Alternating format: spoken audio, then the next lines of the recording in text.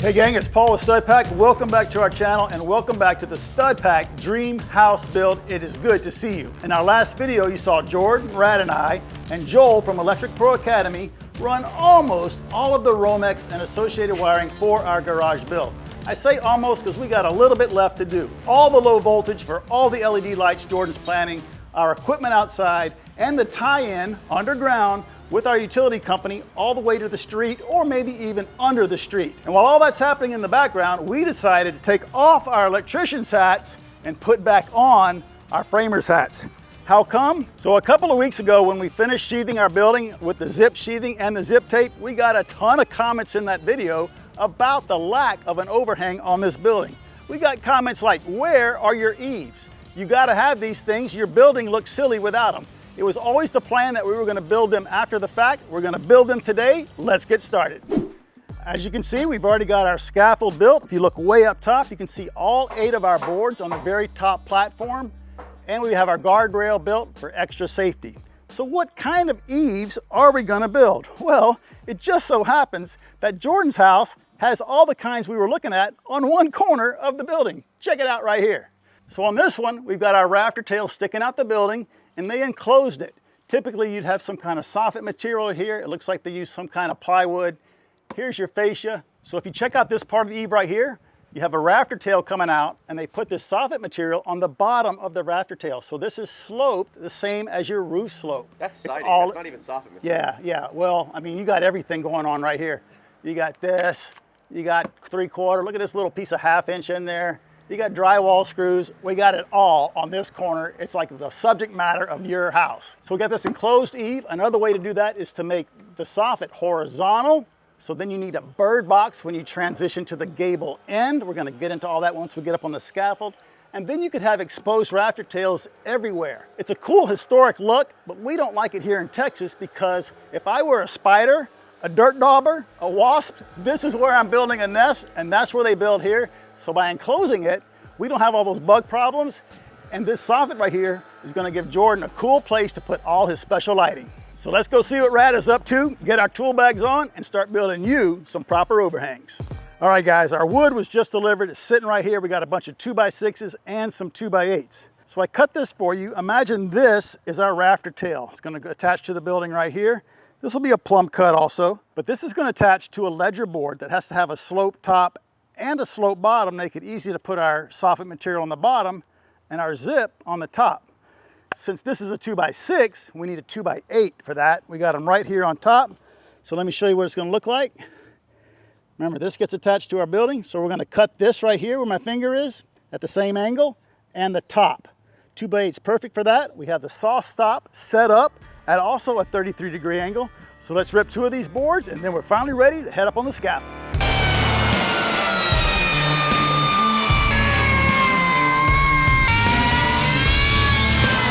We got one bevel made, now we need to make the other. The easiest way is just to use the test piece I cut. Our test rafter tail, right? I'm gonna flush it up here on the bottom. We're gonna do all this. Nice, looks good, Jordan? Yep. All right, and now somebody come over here with the pencil and make a mark for me. Perfect, and that is our cut line right there. We're gonna come off this corner a little bit, but that's fine. Otherwise, we'd have had to buy a 2x10 and had a lot more waste.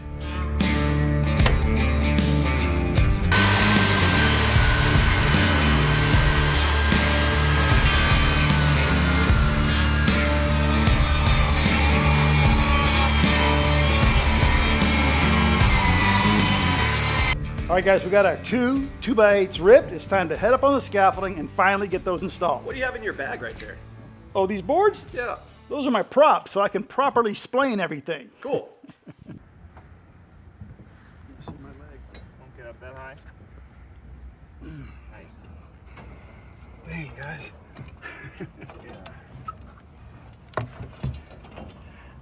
That old right hip doesn't bend like that anymore. But I'm here. It's a big climb, dude. It is a big climb. Start putting up some wood, man. All right, guys, we're back up on the scaffold, and the feels like temperature right now, 107 degrees. And man, are we feeling it. And when is it gonna end? It's gonna end the day we're done up here, right? As soon as we're done with the eaves, it'll drop down to 85. It's early September. Why is it 107 degrees? Crazy. All right, so we have a fake rafter tail, if you will, we're going to put it on the side of the building. We're going to come off the bottom of it and pop a line between the bottom of this one and the bottom of the other one, which you already have in place. And then that chalk line we have on the building will be the bottom of the 2x8 with the double bevel. We'll get it nice and straight, and these are just temporary. But while we have this up here, imagine that's our permanent one. It's actually going to go from the ridge, it's going to run all the way down to here, and we're going to put a plumb cut on the end. So we'll have a rafter tail here, a rafter tail there, which makes up this gable end. Then we're going to fill in all these, put on our fascia. And then after we build all our eaves, we're going to put zip on top, all those pieces we have downstairs. So we need to account for the zip. Here's how we're going to do it. Right, I'm going to hold this up here. I'm going to attempt to hold a piece of zip on there and one on top.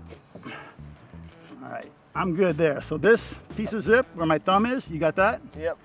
All right, cool. Like it? Yep. Nice. And this one's got to come up a little. Go for it. Got it? Still good? Yep. All right. All right, cool. See how that flushes out? So we'll have a piece of zip there, a piece of zip here, and we're gonna tape it all. It's gonna be awesome. All right, now that these are up, let's pop a line from the bottom of here to the bottom of the other one. We're ready for our ledger. Watch out, bud. Hey. Okay, pop your end, Rad. Pop mine. Boom. All right, what you got, brother? 120.5. Easy.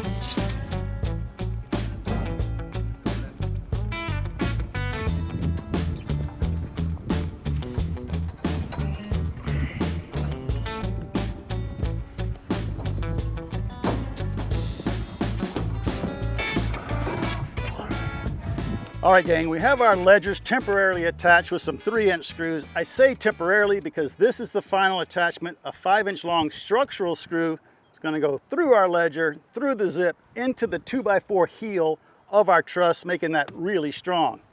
Now we popped the line underneath here, and we followed that line with our ledger to make sure this was absolutely straight and level. One of my pet peeves is a wavy fascia. We knew here we couldn't follow the roof because it's not perfect. As much as we want it to be perfect, it's a little bit out, a quarter here, quarter there, and that's because of the trusses and the wood, I think, is just moving a little bit. So once we get this finished, when you look up, all you're gonna see is a perfectly straight fascia, and that's what we're shooting for. All right, we're gonna drive our first screw, and we're going about every 4th stud, right? We don't need them in every one, there's just not that much weight, and we're gonna put a strap on top. We'll show you that later, that's gonna make it really strong. All right, let's run this first one in right here, bud. Good old GRKs. Yeah, you saw how that pulled that down? We want that really tight to the building now, so when we pull our measurement, it doesn't change. For instance, if we would have made our measurement first, then pulled it down, this wouldn't have been straight, and Jordan would have been pretty upset. Why do you keep saying that? No one's good upset. No, you're not You're upset? doing a great job. All right, I'm trying. All right, let's keep going. All right, it's our last GRK. That's not going anywhere, it's part of the building. Our next step is to start installing our rafter tails, but we need our length. So we're gonna set up a dry line. We've already got it hooked to our temporary tail, way there behind Jordan. Way there behind Jordan? What is that? That's Texan. All right, got the end of our string. Gonna do like that, about 6 or 7 times. Hook it on our nail. Got this end, which I'm gonna pull with my right hand. Put that all the way down. With my left hand, I'm pulling my dry line tight. Can you hear that? What note is that, Jordan? Hold this, pull back the knot, you're done. Super easy to pull off too. We'll show you that when we're ready to pull it off. Not now. Let's start cutting some rafter tails. All right, guys, our dry line system's working great. As you can see, we have one of our rafter tails cut just a little bit long. Rad's got it on our mark, on our layout, also flush with the top of our bevel. We got some black spray paint here. We're just gonna use that to make a mark, or the lack of a mark. And that's my cut line.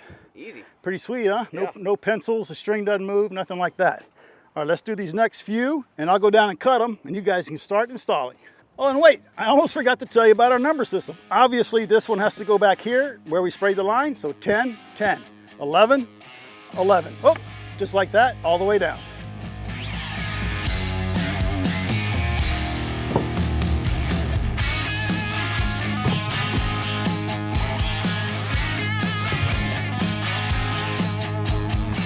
All right, gang, let's see how Dad did with his cuts. Go ahead, Rad. Hey, that one's perfect.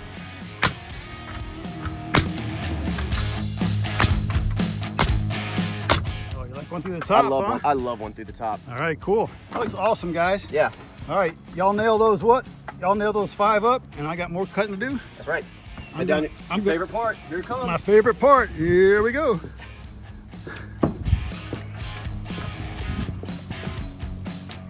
Why do you video this every time? Because I think it's funny.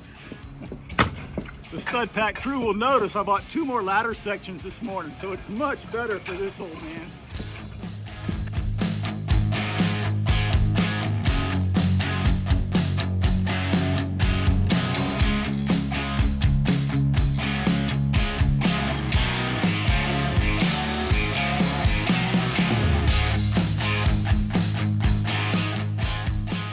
All right, gang, all of our rafter tails are installed and it looks absolutely killer. Our next step is to remove our temporary end pieces and install our sub-fascia. But first, let's talk about how long we made these. At first, we talked about a 16-inch overhang going this direction. It looked a little too, not proportional for the building, Jordan, too short. We talked about 24, seemed pretty big. So we settled on 20 inches measured this way, and that is 20 inches from the edge of the roof here to the edge of our finished fascia. We're gonna have an 1.5 inch sub-fascia on here, this board right here, and then a 3/4 inch piece of trim. All right, guys, let's remove our temporary tails on each end and install our beveled sub-fascia.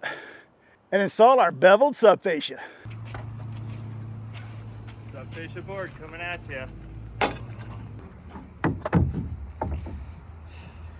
Love it.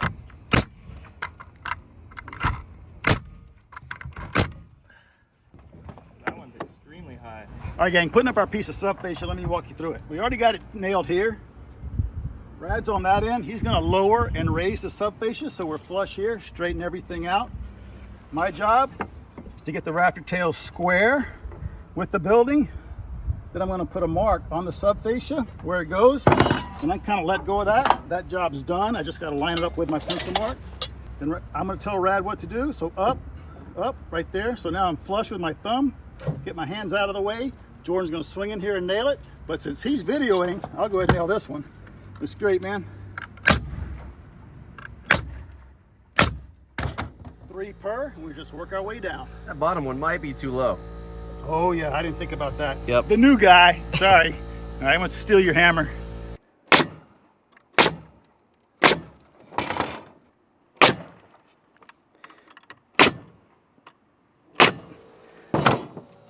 All right, gang, we got our sub-fascia boards nailed on, and honestly, Rad, show the people at home how good that looks. Our roof and our building itself is a little wavy naturally, like Dad said earlier, but with our method of installing this overhang, I mean, it's so straight, man. It looks so good.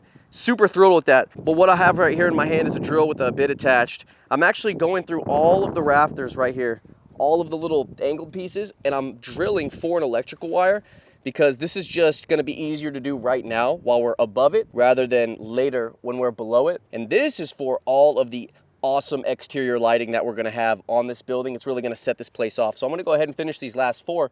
We'll head on to our next step. Yeah. That's it.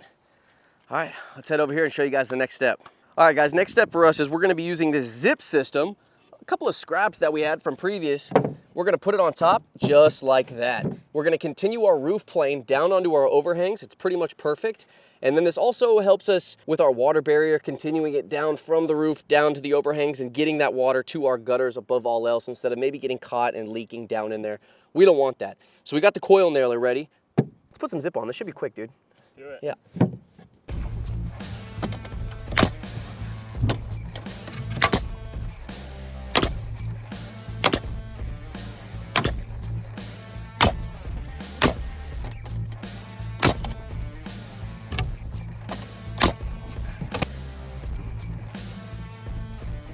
A brief 10 seconds of what I'm doing. I'm trying to get the zip tape off my fingers.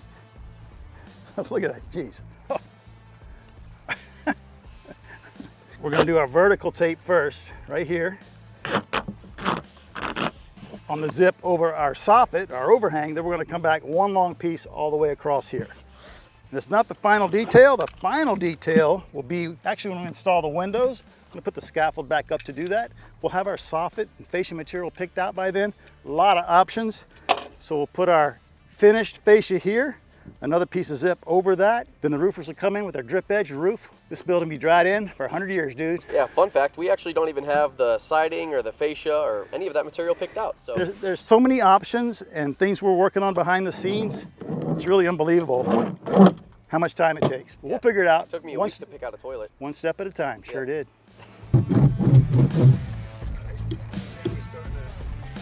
This side.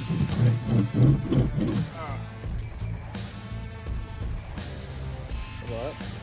That is hot.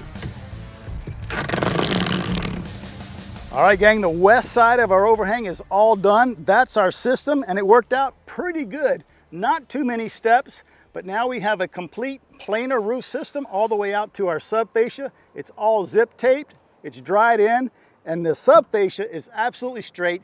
That was our goal. And this thing is super strong too. In fact, Rad, why don't you hop up there and show us just how strong it is. Ooh. Yeah. Solid, you guys. It's not moving at all. Now, just in case it was moving a little bit, hey, watch out. Get out of the way. We were gonna put some straps on there. Here's one right here. In fact, ow, dang, that's hot.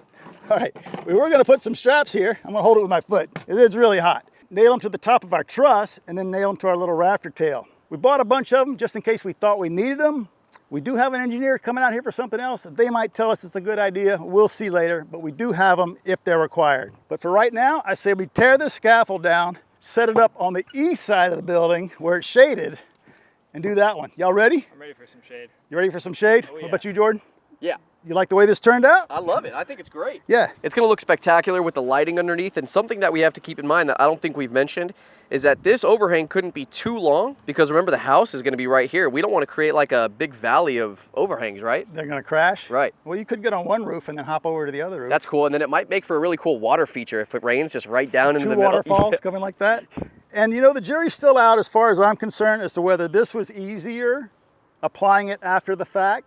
I kind of think it was. What made this so difficult is we're so high in the air. It just complicates everything tremendously. Yep. But nothing that a bucket and a rope can't fix. A bucket, a rope, and a C-clamp. Yep. All right, guys, let's get the scaffold tore down. All right, gang, a little behind the scenes here, but oh my gosh, I can't pick that up. Couple gloves. All right, gang, some behind the scenes. Every time we finish something on one side of the house, we have to spend 45 minutes to an hour tearing it all down piece by piece. And we're wearing gloves because the metal's too hot to touch. And there's so many pieces. Pretty crazy. You gotta take it down and build it again to take it down again. If you can just give me a hand for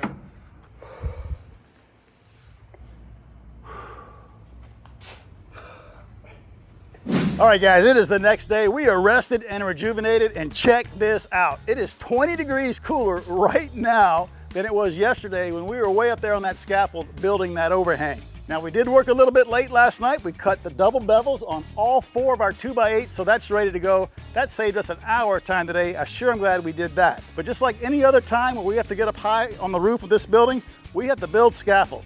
As you can see, we have our first section already done, nice and level. It's time to build it all the way up and get that side of the building done with its overhang.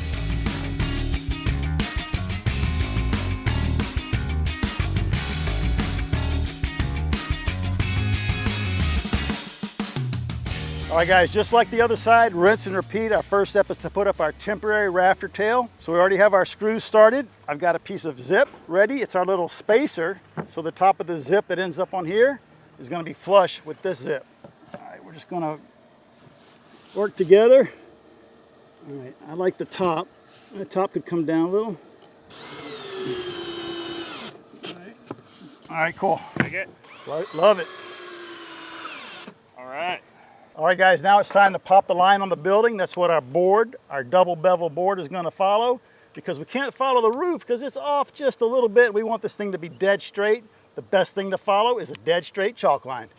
This thing's got a little hitch in it. I don't know what's wrong. Like every revolution, it's like catching on something. All right, and don't walk off the end. Keep it away from the building. All right, I'm gonna start to pull.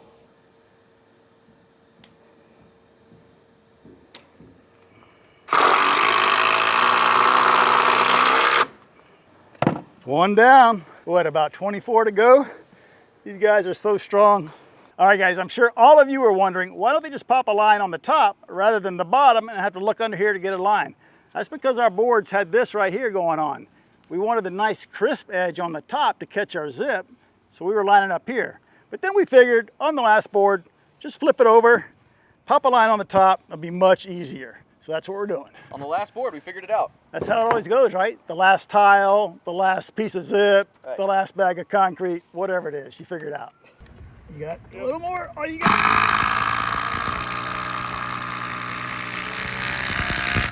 little bits of something are coming out of here. Hit me in the face. All right, guys, we got our dry line installed. That's what we're going to be measuring our rafter tails to. If I were just to go downstairs and make them all the same, obviously they're going to follow the building. It's got a little bit of a wave to it. That's kind of been bugging me. I couldn't figure it out until we got a comment from a viewer named Barry telling us why. He's a pro builder, and he said at their job site, as soon as the truss package arrives, they get a can of spray paint and spray paint one end. The reason is when these trusses come off the rollers, it changes the geometry of them just a little bit. So it's better to put them up with the same end on the building that they spray painted instead of some of the spray painted ends here and some of the spray painted ends on the other side, which is exactly what happened to us right here where our bulge is. Because all these trusses, we lifted up and spun the scaffold around. But these, we lifted straight up and brought them in. So I think that's what is making our building dip in a little here with a bulge on the other side. And that's why we're going to straighten out with our fascia. You'll never see it. Let's get started with our rafter tails. It's time for me to head downstairs to the saw, start cutting. Jordan and Rad are going to start nailing. All right, gang, and right away, here's a first-hand account of the deformation that we're talking about. On the other side of the roof, we used our phones. We measured 33 degrees on the truss and on the roof angle. So we were cutting our boards to 33 degrees. This one's 33, just like the other side. But when we put it up, it's pushing the string up. It's way too high. It doesn't line up at all, just like the other side. So we actually put our phones on the roof, went to 35 degrees. We cut one to 35, and boom, it's absolutely perfect. So that deformation is like a 2-degree difference from one side of the truss to the other. So that's pretty interesting, yeah. And from 30 feet on the ground, you'll never be able to tell, dude. They should both be 34, but whatever. Thanks, machines.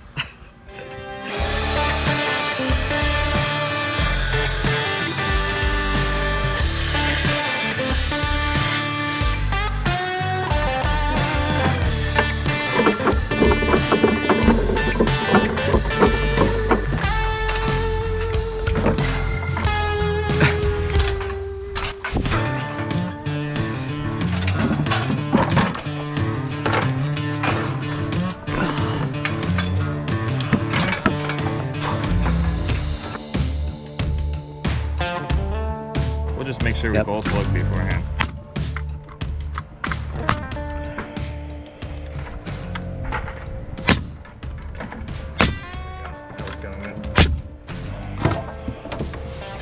Some low, some go high.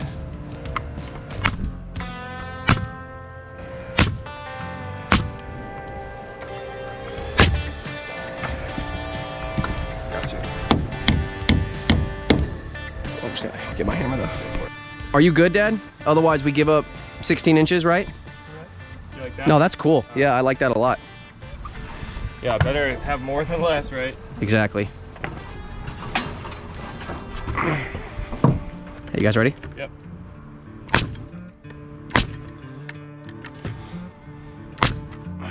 Beauty.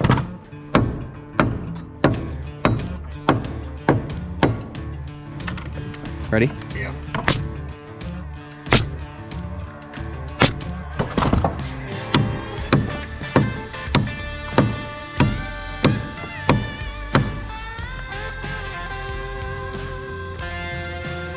All right, guys, we have our sub-fascia installed, and it is dead straight. Love the way it looks from up here, but even more than that, love the way it looks from downstairs. Starting to look like a house rather than a Monopoly house. We even have our zip already cut, ready to go, and check it out. I didn't even bring my tool bag, bud. It's all on you. Nice. Y'all ready? Yeah. Let's get it done.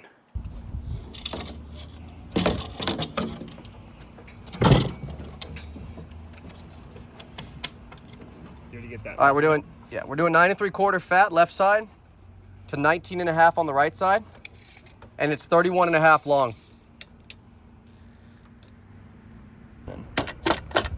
Last for its diagonals.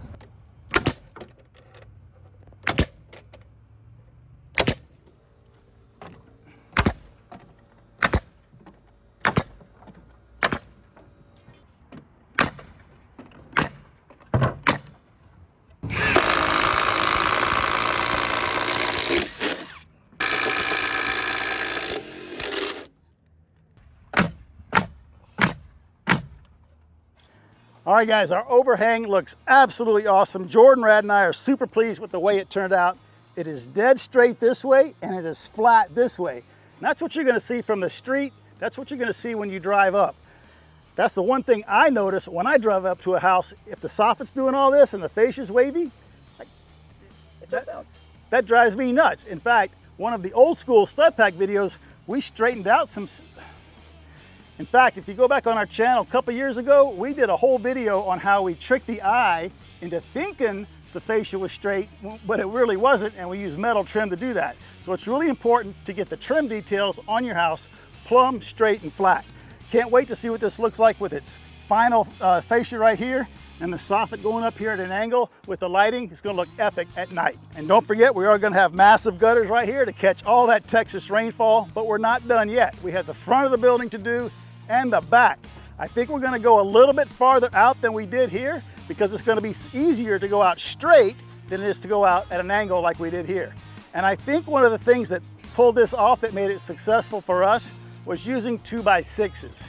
It's in scale with the building, in other words, not using 2x4s. And it gave us the strength this way. This is rock solid with a 2x6. But if we use a 2x4, I don't think we could have pulled it off. We probably would have needed a corbel or a brace underneath, and we wanted to keep the side of the building clean. So we're gonna wrap up this video, gang. Put yourself a dry line next to your like button so you can be sure it's straight. Smash it for us. Don't forget to check us out on Instagram at StudPackOfficial. Please subscribe, ask a question, drop a comment, and we'll see you right back here at the Stud Pack Dream Garage on our very next video.